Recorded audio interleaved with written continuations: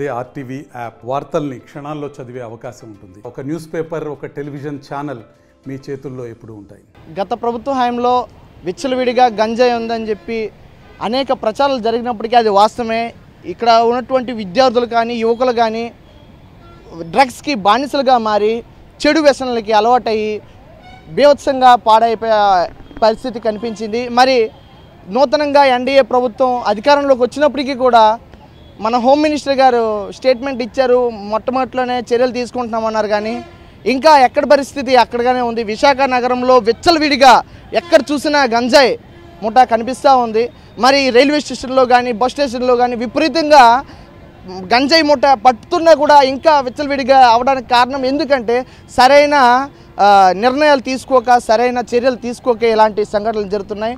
కాబట్టి తక్షణమే కొత్తగా నియమితులైనటువంటి హోమ్ మినిస్టర్ అనిత గారు కూడా స్పందించి కఠినమైన చర్యలు తీసుకుంటే ఖచ్చితంగా ఈ విశాఖ నగరాన్ని మంచిగా చేయొచ్చు. గత ప్రభుత్వం ఉందో వైసీపీ ప్రభుత్వం డ్రగ్స్ని నిర్మూలించడంలో పూర్తిగా వైఫల్యం చెందిందని చెప్పేసి స్పష్టంగా మనకు తెలుసు.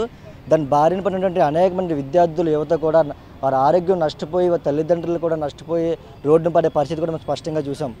గతంలో ఉన్నటువంటి వైసీపీ ప్రభుత్వం డ్రగ్స్ రహిత ఉన్నటువంటి కార్యక్రమాలు ఎన్నో కూడా ఆ పోలీసు వ్యవస్థ కావచ్చు, అలాగే వాళ్ళ ప్రభుత్వం తరపు నుంచి కూడా అనేక కార్యక్రమాలు చేపట్టినప్పుడు కూడా వాళ్ళు ఖచ్చితమైనటువంటి నిఘాతో వాళ్ళ డ్రగ్స్ని నిర్మూలించడం పూర్తిగా వైఫల్యం చెందారు. అందులో భాగంగానే ఈరోజు వాళ్ళు కూడా పూర్తిగా వాటం పాలయ్యే పరిస్థితి మనం స్పష్టంగా చూసాం.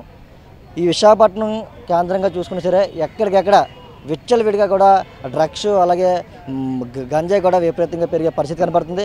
ఎక్కడైతే గంజాయి పండిస్తూ ఉన్నారో అక్కడికే నేరుగా వెళ్ళి అక్కడే నిర్మూలించే పరిస్థితి కూడా ఎక్కడే లేదు. అలాగే ట్రయల్లో కావచ్చు, అలాగే మన బీచ్, మన డాక్యుమెంట్ సంబంధించి కావచ్చు, ఎయిర్ప్లేన్ సంబంధించి కావచ్చు, ఎక్కడి నుంచి డ్రగ్స్ వచ్చినా సరే కట్టుదిట్టమైనటువంటి చర్యలు తీసుకొని వాళ్ళ యొక్క డ్రగ్స్ని నిర్మూలించడం కూడా పూర్తిగా వైఫల్యం చెందింది. ఈరోజు చూసుకుంటే టీడీపీ వచ్చిన తర్వాత ఎవరైతే ఈ రాష్ట్ర హోంశాఖ మంత్రిగా బాధ్యతలు సేకరించినటువంటి వంగలపూడి అనిత గారు వచ్చినటువంటి ఆమె సంతకం చేయకముందు కూడా ఒక ప్రకటన చేయడం జరిగింది.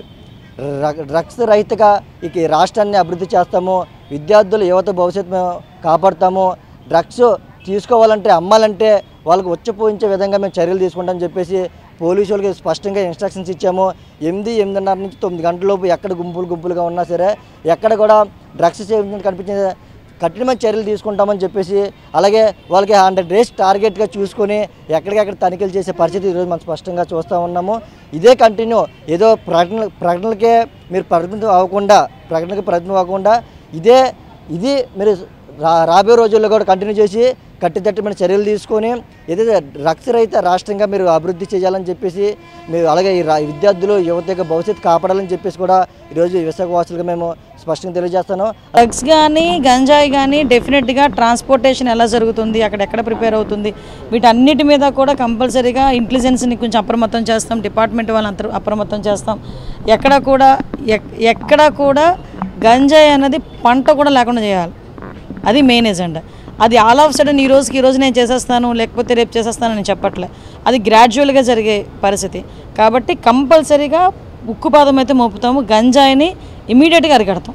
మరిన్ని వీడియోస్ కోసం ఛానల్ ని సబ్స్క్రైబ్ చేయండి, లేటెస్ట్ అప్డేట్స్ కోసం వాట్సాప్ ఛానల్ ని ఫాలో చేయండి, అండ్ లింక్ డిస్క్రిప్షన్ లో ఉంది.